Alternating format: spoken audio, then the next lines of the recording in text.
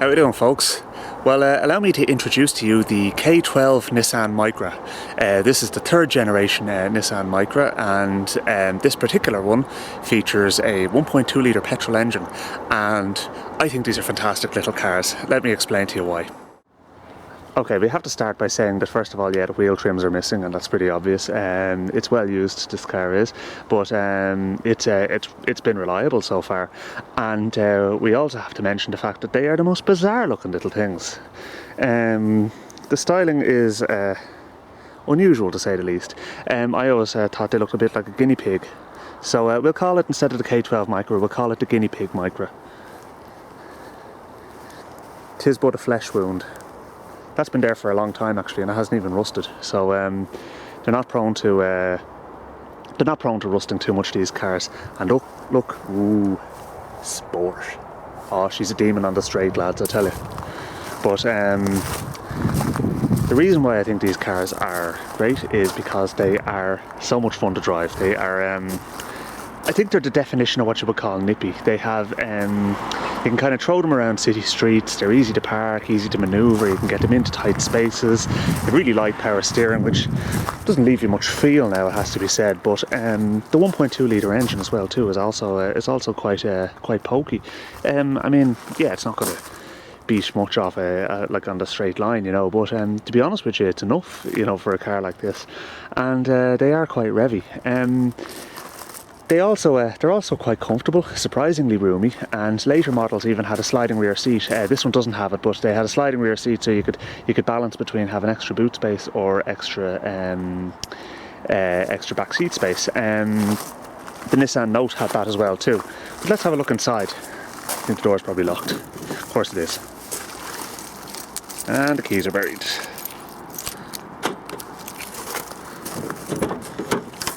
Now, bearing in mind I am not what you would call a small individual.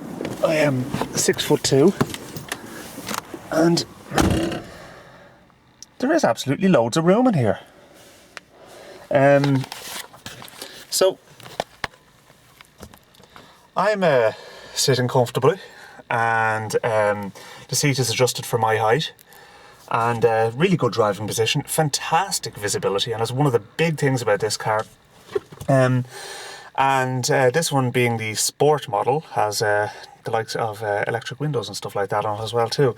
Now, it's not what you would call feature rich or anything like that. To be honest with you, it's a basic car, and it's all the better for it, to be honest with you. I think these are, as I said, they're fantastic.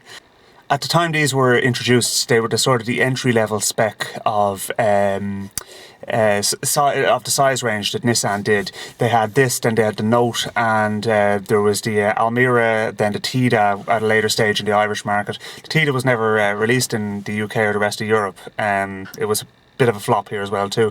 And then you were into the likes of Qashqai's, X-Trails and that as well too. So this was the entry level for quite some time. It was replaced then by the K13 Micra, which was... It had the potential of being quite an attractive looking car, but only for the fact that it looked like they squashed it on either side. And then there's now they're up to the K14, which is actually a very nice looking car. This also would have come with the option of a 1.5 diesel engine.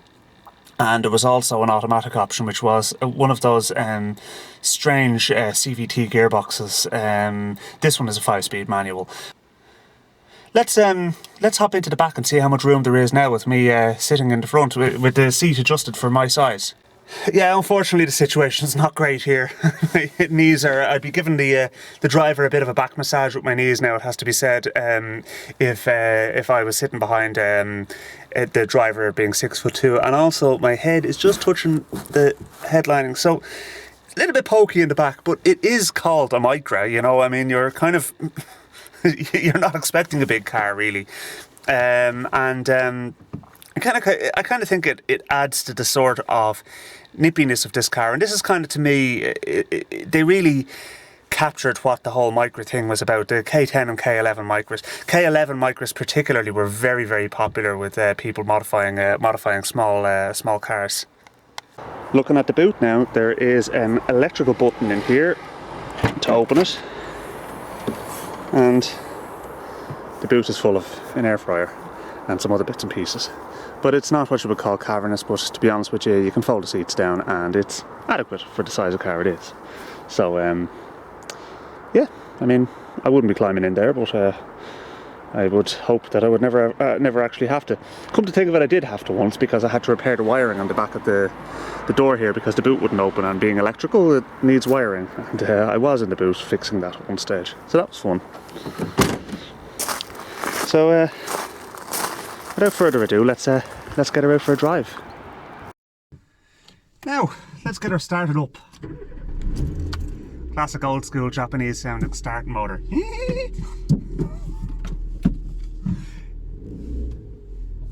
Now we'll reverse off this somewhat tight driveway without taking the side off the car. To be honest with you, this is the right car for the job.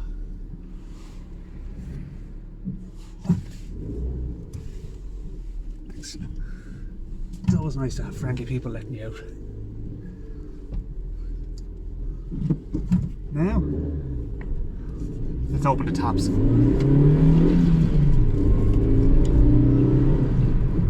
It's not what you would call quiet when you do rev it, but it does move. You know, I mean, it's not what you would call a slow car. Brakes are okay; they're what you would expect for a car like this. Gear shift is not it's not sloppy by any stretch of the imagination. It's quite kind of slots into gear really nicely, actually.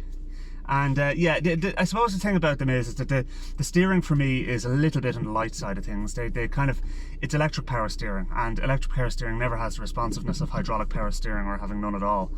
They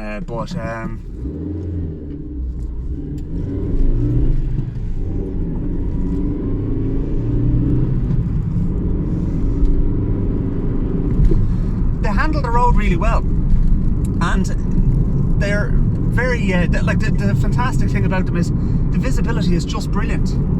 Yeah, they're not the prettiest girl at the ball. I mean, to be honest with you, some people will call them a bit stupid looking. They are a bit stupid looking in a sense, but they're quirky, and I think they're kind of one of those designs that in 30 years time will be kind of one of those ones people look back on and say, it was interesting. And interesting is what you want sometimes. Like, I have to give Nissan designers credit for that, you know. I mean, okay, you can design the car that looks the same as every other car, and kind of, you know, everything starts to look very boring. But the noise of that indicator is horrible. Tick, tick, tick, tick. Synthetic indicator noise. I like the noise of an actual relay. The old Minis were always great for that. They used to kind of go ding, ding, ding, ding, ding, ding. Kind of funny, like, but I suppose the noise of the indicator is not there to make you laugh, really, is it? Even though, right.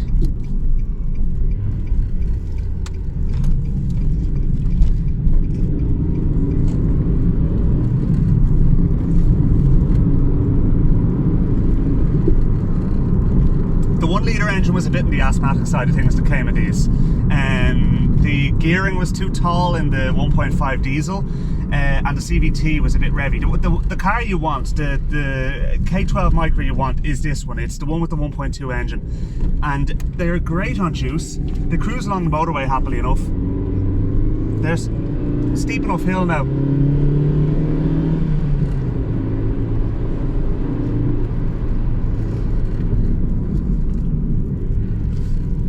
Throw it into this roundabout.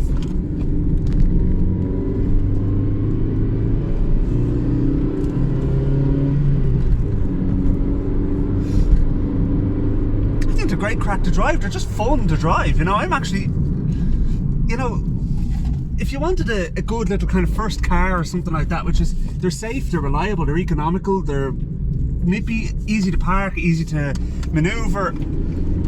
A bit short on space inside, but again, it's a Micra.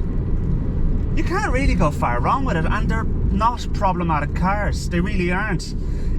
Do the service and keep the maintenance up on them, and you know, you won't go far wrong with it.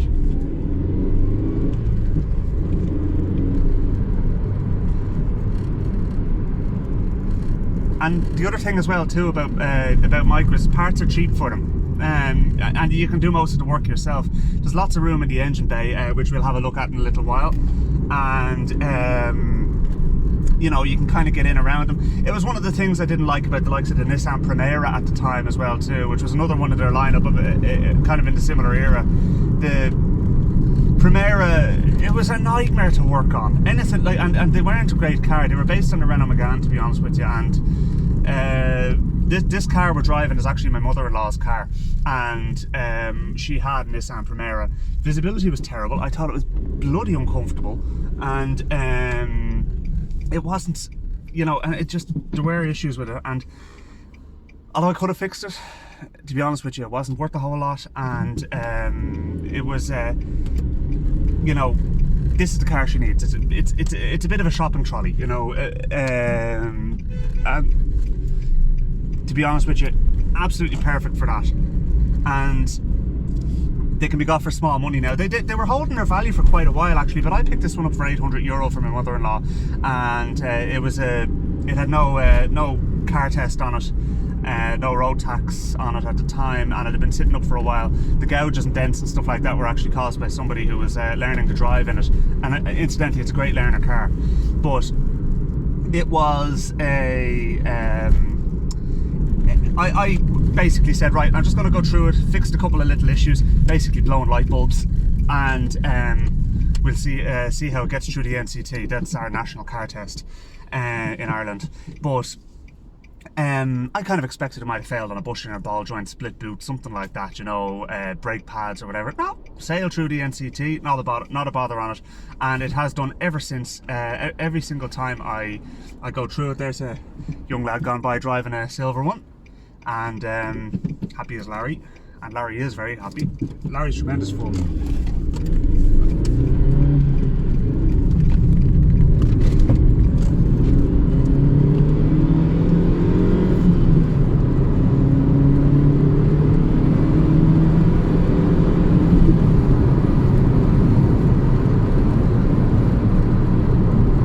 I can assure you my mother-in-law does not drive this car like this.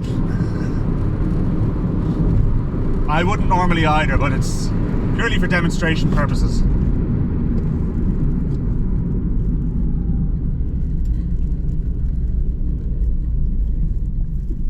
Anyway, it does no harm to burn the carbon off the head every so often and just give it the boot.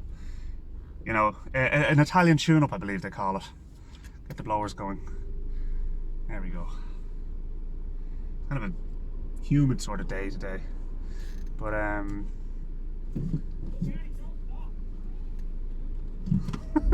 just saw some guy going by on a bicycle carrying a Jack Russell. I don't think he thought that one through,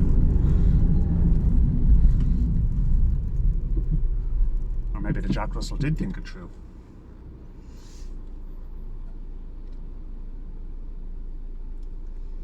I have a bit of experience with these cars, particularly because back in the day, when they were still a current model, I was actually working in a Nissan dealership. I was a junior salesman at the time, and you know, you used to be able to borrow different cars to bring them home and that as well too sometimes, and you know, just for an evening or whatever if you needed another car, and little perk of the job I suppose you'd call it. And it was I'd often go for a Micra because I just, you know, I knew I'd always be able to park it, and you know, I used to have to drive across the city, and you know, other people would go for the Pathfinders and Navaros and all that as well too. No, I was never really a fan of them, to be honest with you. Maybe that's just me, but anyway, we're at the starting grid again now. I won't give it the boost too much, but maybe I will. Okay.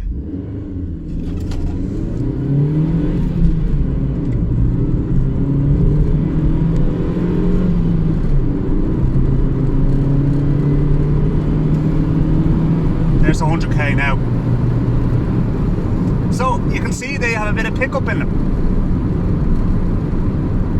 There is a nice bit of grunt in this car, and it's a 1.2 litre engine. They're a light car, you know, and they benefit so much from being light. You know, they've decent suspension. You know, they handle really nicely, and yeah, I just don't think you can go too far wrong with them if you can excuse the sort of strange appearance of them, you know. And yeah, we'll have a look at what we'll do is we'll get back and we'll have a look around the engine, and I'll show you now what what the sort of the 1.2 engine, which was developed in it was developed in collaboration with Renault. What it looks like and kind of how it is, and you know, it's nothing special to be honest with you, but it's worth looking at all the same. Another thing I should mention about this car is it actually has a fantastic turning circle, which is a benefit when you're in the city and that as well too. And this one's got wow, it's got it getting on. It's 157,922 kilometers on it, so it's got a bit of mileage. And it's got a few rattles and squeaks here and there every so often. But sure, look, that's allowed. I'm 37 and I do too. So.